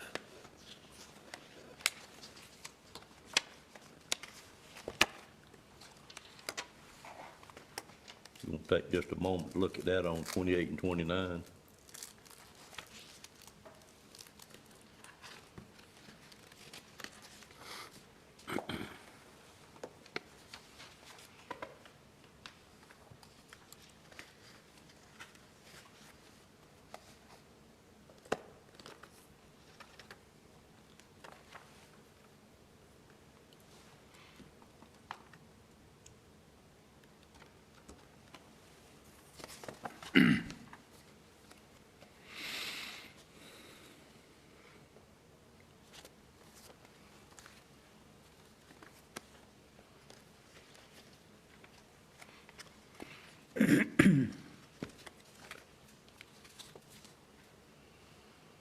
Just a comment I have. Yes, sir. It looks like to me that these things are positioned down rivers. I'd say the one that's coming in from Franklin County is probably on the Tar River, and the ones coming in from the southern end of the county or joining there, that's on the Johnson County line, that's on Moccasin Creek.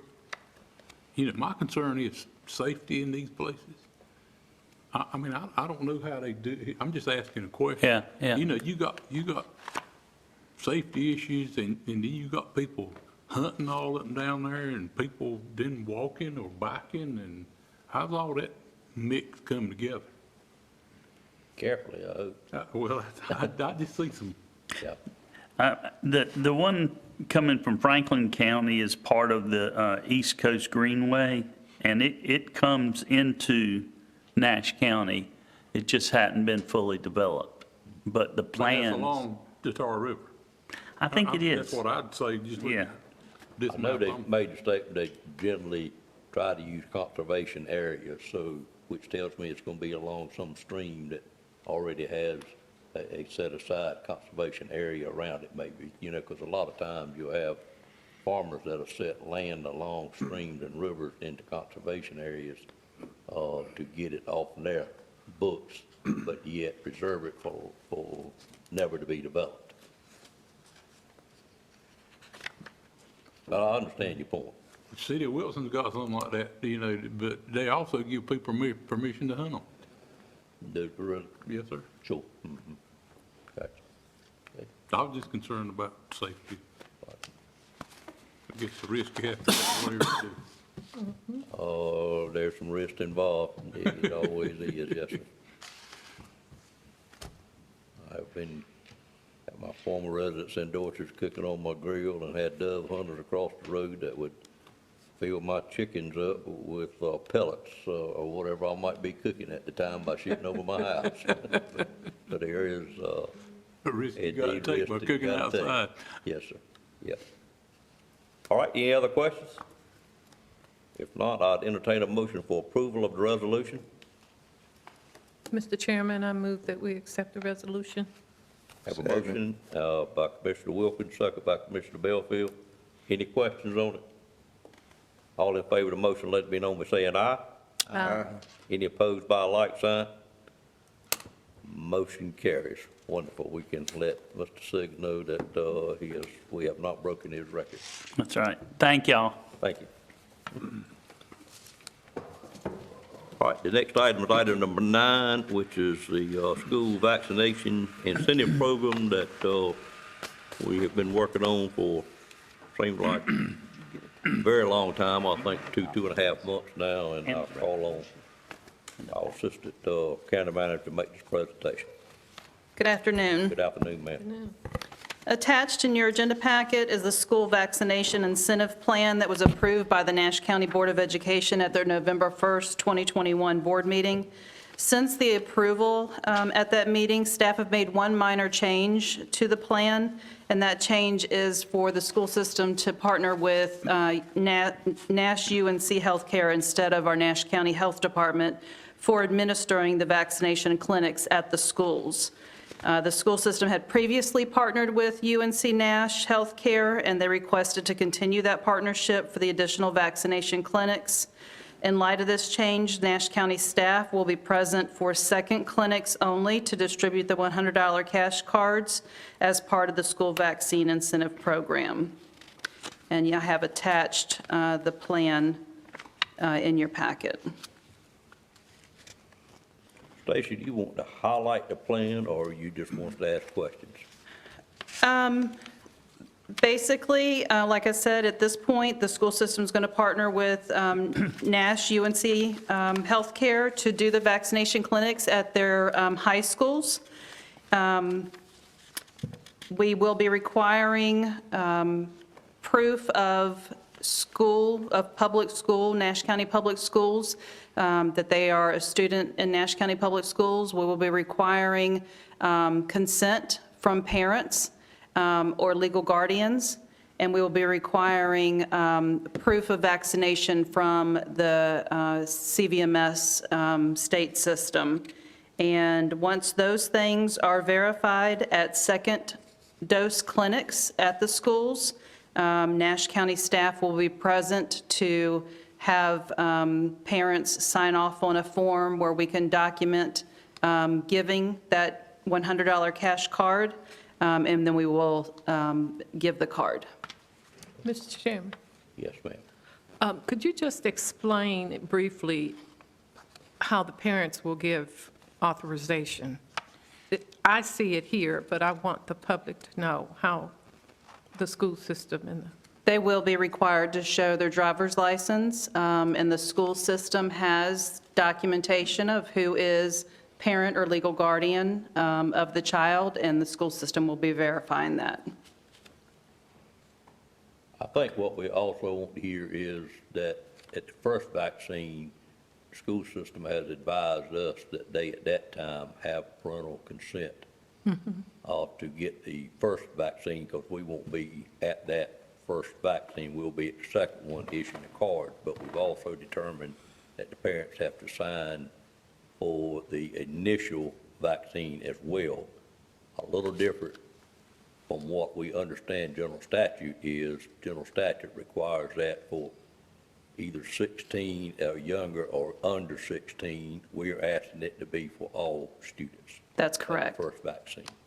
That's correct, even the 16 to 18-year-olds. So we've had that discussion, that what we are requiring to be able to receive the $100 gift card, cash card, is that there is parental consent for all students, even between the ages of 16 and up. Correct. so, Go ahead, sorry. so the parents, will they have to go to that specific school, or they do everything online and then at the first vaccination show their driver's license or ID?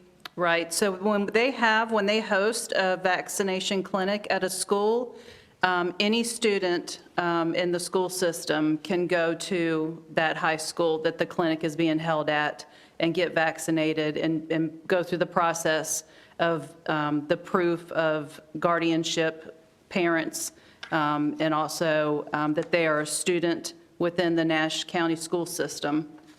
At those different high schools each time, they're not limited for which one they can attend. Does the parent have to go with? Yes. Parent has to be there. Yes. Okay, They're done in yeah. the high schools, they don't go to every school. They're scheduled on these clinics in high schools. But I know, but to get the shot and sign consent, the parent has to physically be with the child. Correct. Okay. Yes. Good. In this item here, they do. I don't know what they've done previously. Right, in what we're giving incentive for.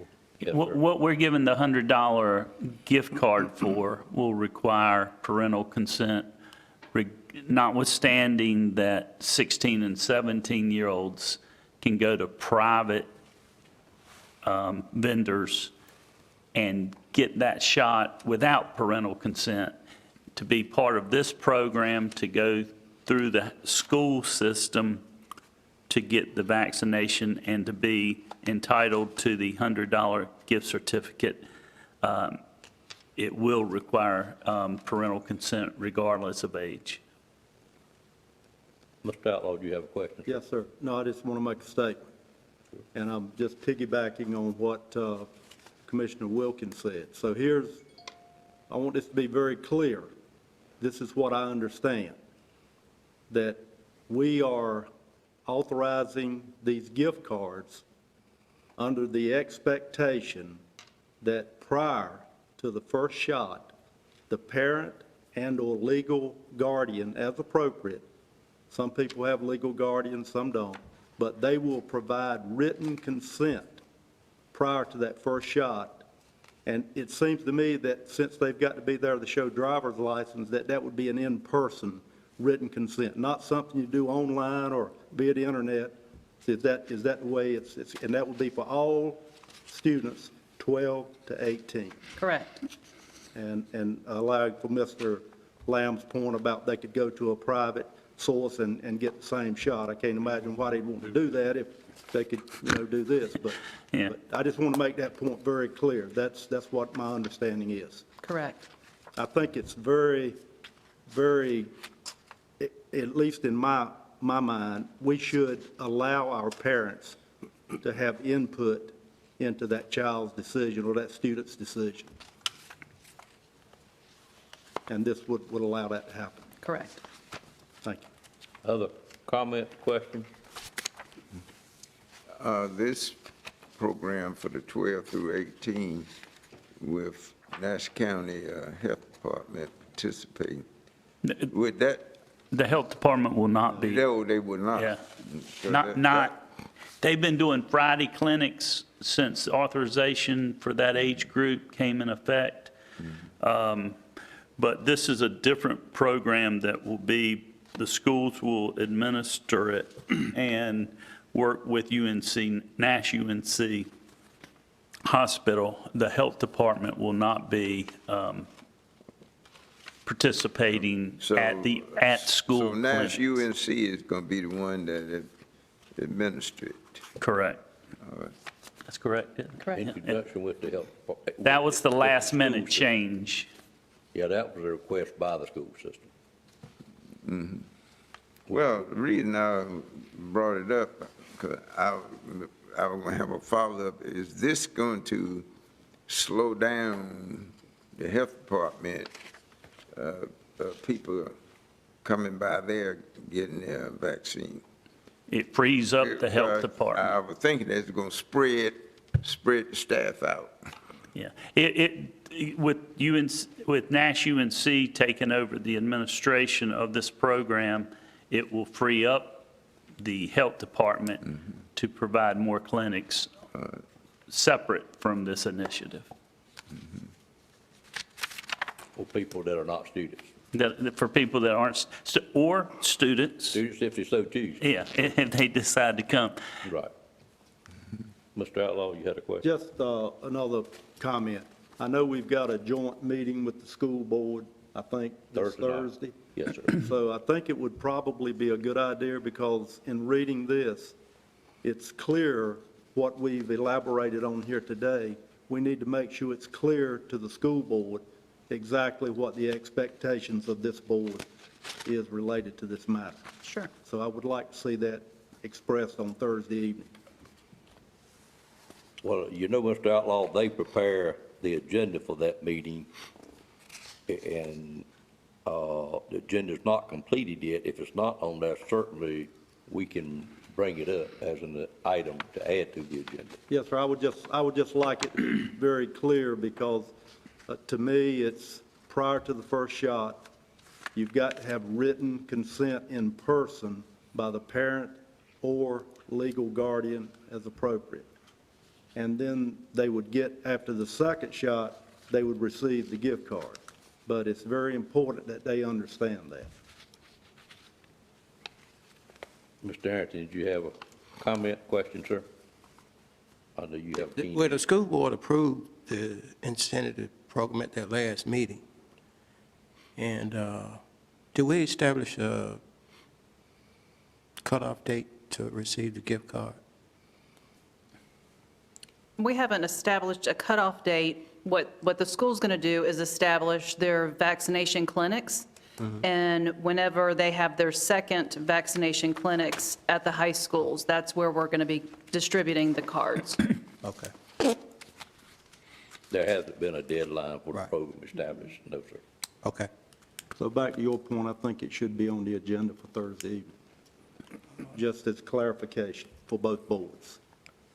I will just say, if it's not on the agenda, we will bring it up at the Okay, meeting. Since that's we fine, don't sir. establish the agenda Thank you. for this meeting, we established the agenda for the May meeting. Okay. I know we always have input into the Well, we agenda. do. So we can do that as other. Yes, sir. We- Yes, sir. We can. Now, I'm not going to be able to stay for the completion of that meeting, so I just want to make sure that gets covered. Other questions or comments? I want to clarify, it's the wishes of the board that we suggest to the school board to put this on as an agenda item. Is that correct? The superintendent sent me Friday a preliminary list. I added some items to that, which that was one of the items. Okay. I don't know that it will be added, but I'm thinking it will be added. Okay. When I get it back, I've actually got a meeting at the school board office about the next capital project at 5:30 today. I will see how that stands. Okay, great. For benefit, and we'll let the board know.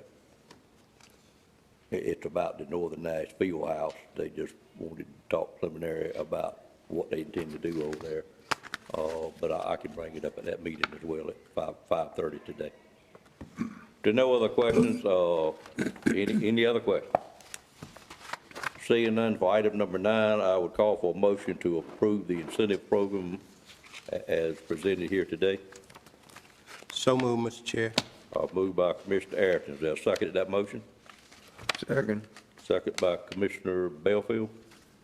Any other questions or comments, discussions? All in favor of the motion, let it be known by saying aye. Aye. Any opposed by a like sign? Motion carries, and I appreciate the board's indulgence in this matter. You put it here. Mr. Outlaw, we're on item number 10. I will turn that back over to you, sir, for committee and special reports. Thank you, sir. As always, if you have a report, try to keep it concise and as brief as you can. If there's been no meeting, then just indicate no report. We'll start with District 1, Commissioner Arrington. No meetings. We have all our meetings this week with my committees. Thank you, Commissioner Arrington. District 2, Commissioner Belfield. District 2, Tar River Transit met to approve grant application to expand the transit schedules where they can, not necessarily they can pick up people that need transportation rather than relying only on routes that they normally take in specific days. And our Upper Coast Plain Council of Government met, but I had to take my wife to Duke and Durham, and I couldn't meet, so I don't have a report from that. Also, Need now, his name is New, had a meeting, and I had to miss that too because of my own doctor's appointment. So that is my report, which is, I missed a couple of meetings, and the other, the JCPC did not meet, and the farmers market hasn't called a meeting yet.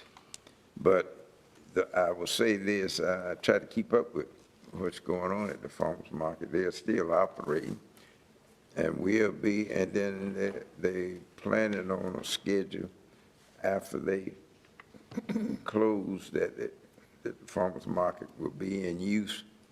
How long, I'm not sure. But that's it. Thank you, Mr. Belfield. Any questions for Commissioner Belfield?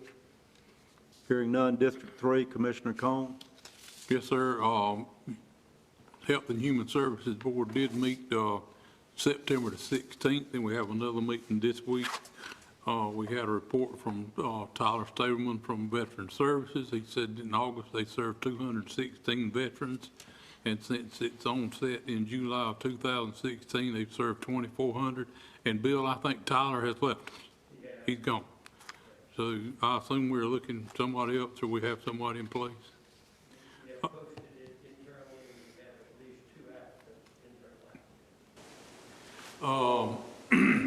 Department of Social Services, Shay Neal give a lengthy report from them.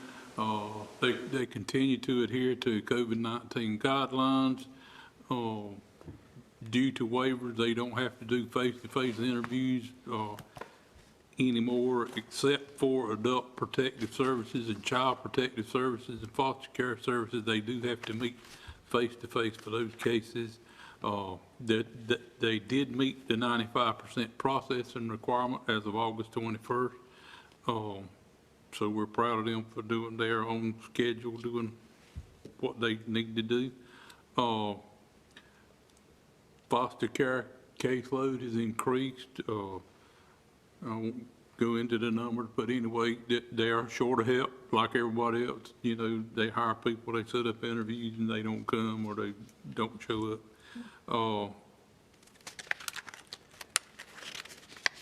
They do have, through Trillium, a partnership with Integrated Family Services. Agency has 2 co-responders assigned to assist clients with mental health. substance use, development delays, access services to preventive disruption of the family system. The co-responders will help link families with necessary treatment procedures. And like I say, they had 13 vacant positions at that time. And Mr. Hill gave us a report about the convenience centers and that we were going to implement some kind of ID tag plan, which we've already done, and we know about that, and it had full support of the health board. That's all I have. Trillium did meet, and we were having other meetings, so I didn't attend the one they had in September. There's another one next week, and the Ag Advisory Board has not met. You mentioned foster care, and there's a program I know through the social services group whereby they provide Christmas to foster children.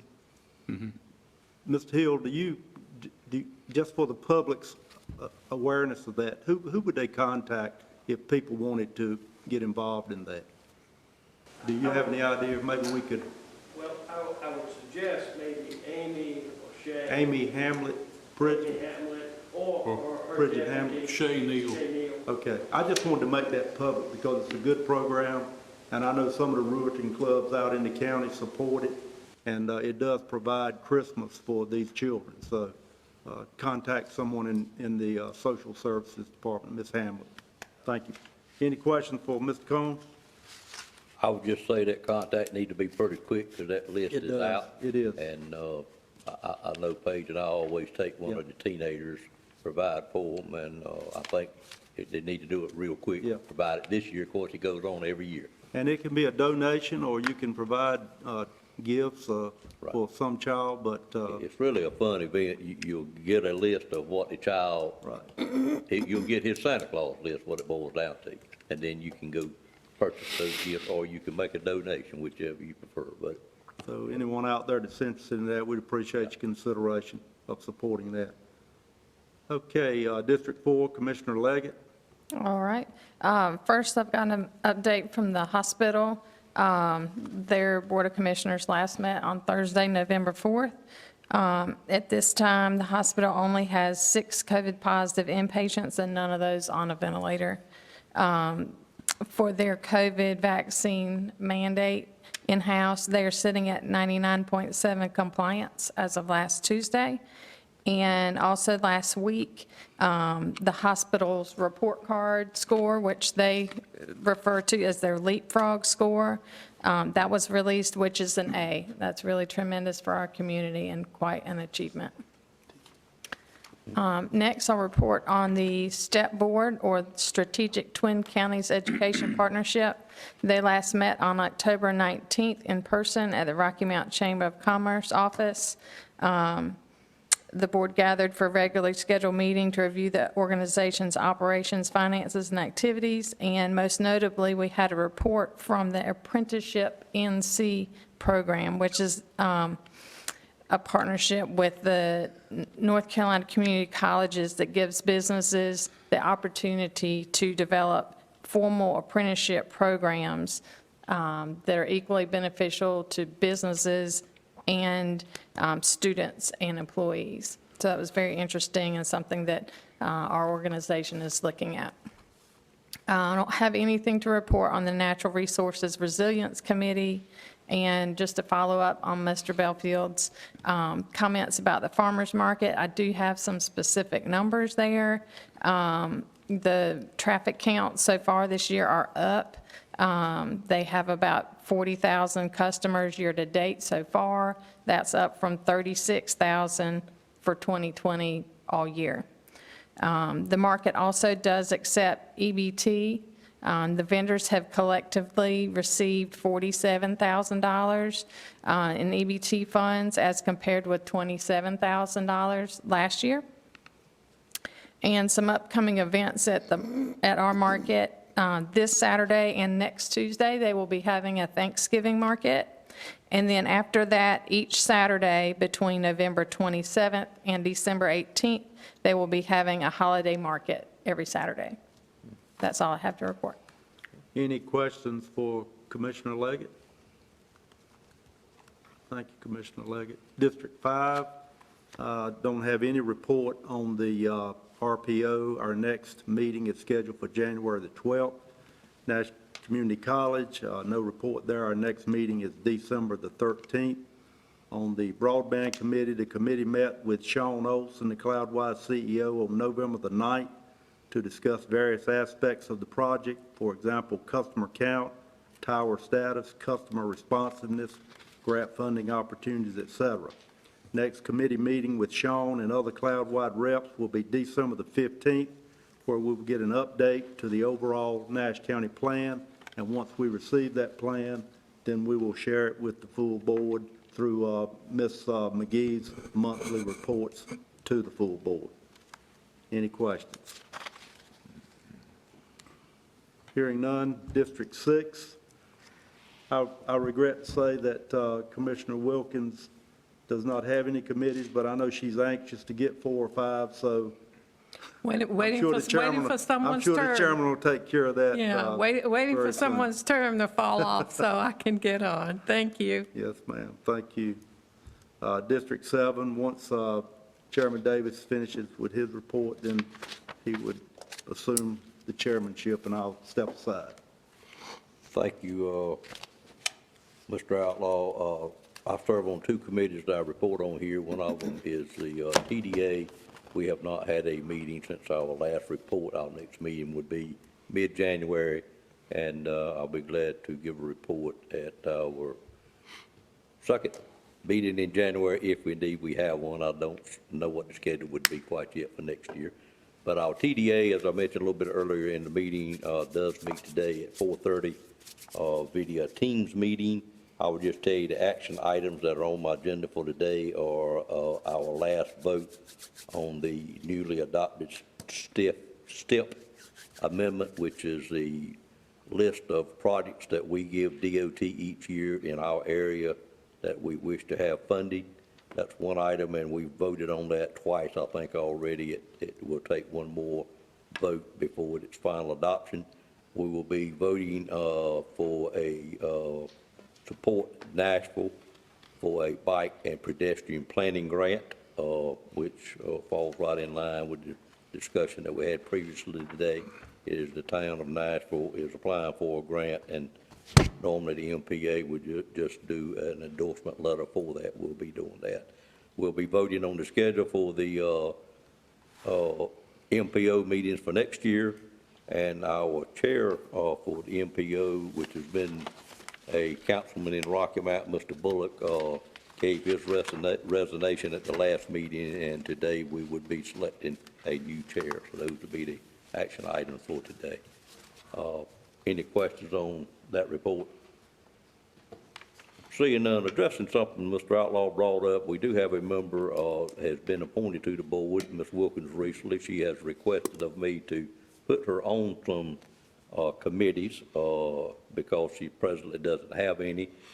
I'm just going to say if you would look at your list, if you indeed you have something you would prefer not to do, we're not looking to give her bad committees by any means. Commissioner Combs has expressed one that he would be willing to allow her to take. We do anticipate potentially a new committee member needed on another committee, and I'm trying to get the answer on that before we move forward with Dan's opportunity or item that he has given that he would certainly be willing to let her have. And then, of course, if there's any other commissioner that has something they would like for her to consider serving on, if you just let me know that in the next couple of weeks, that would be nice, and we would talk to her about those appointments. So we certainly want to get her on something, and I'm charged to do that currently as chair, and want to get that done much sooner than later. But it doesn't mean it's not a request for every member to give up all the committees they got and her do all the work. So just keep that in mind as well. Mr. Chairman? Yes, just for the board's information, I do have a meeting at 8 o'clock in the morning, Gateway Technology Center. Commissioner Wells served on that committee, you have a manager and a commissioner on that board. So that is a vacancy that's available. Was not aware of. I think I probably knew that, but I had not thought of that. So, and that's called. And she that's also, the building at, excuse me, Mr. Belfield, that's the building itself. It's a committee that looks after the building on the west end college. Right. The Okay. first building when you go into the main driveway on the left there. Not to confuse it with the Gateway Partnership. Right. Okay, It's totally separate. okay, all right. Mr. Belfield? oh, I was going to say that Mary Wells serves on the Workforce Development Board, and she was also on the Upper Coastal Plain Council of Government Board along with me. Both of us were on there. Quinn, refresh But my I memory. believe she served on that Upper Coastal Plain Council of Government Board as a business person.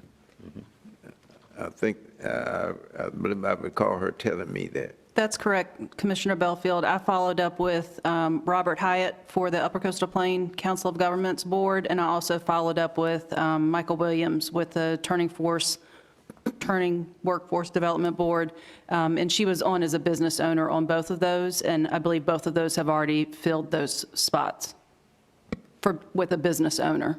Okay. Yeah. Okay, I got you. I know what you're saying now. Yeah, Mr. Chairman, I was going to say I remember recommending Mark Froman for Yeah, the you're right. spot on there. I recall that now.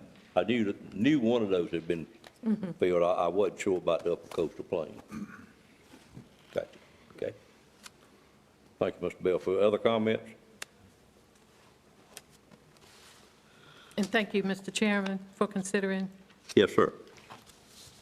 Yes, sir. Yes, ma'am. Excuse me. Sorry. Okay, that finishes up item number 10. We're at the end of the agenda. Is there anything else a board member wishes to bring up at this time? Mr. Manager, anything else you need to bring up? No, sir. Mr. Attorney? No, sir. Assistant County Manager, you look like you wish to speak, ma'am. Just please, when you recess the meeting, if you'll do it to the new time of 5:30 instead of 6, please. I've got a big note here, Okay. but thank you. All right, as you heard us say earlier, we do have a joint meeting with the school board. I will make sure you get that agenda as soon as I get it before the meeting or the night before the meeting at the latest. And that meeting has been changed from what you see published here, which is at 6 o'clock until 5:30. And both boards have agreed to that, and it will be at the Nash Community College, which originally I think we said at Nash Central.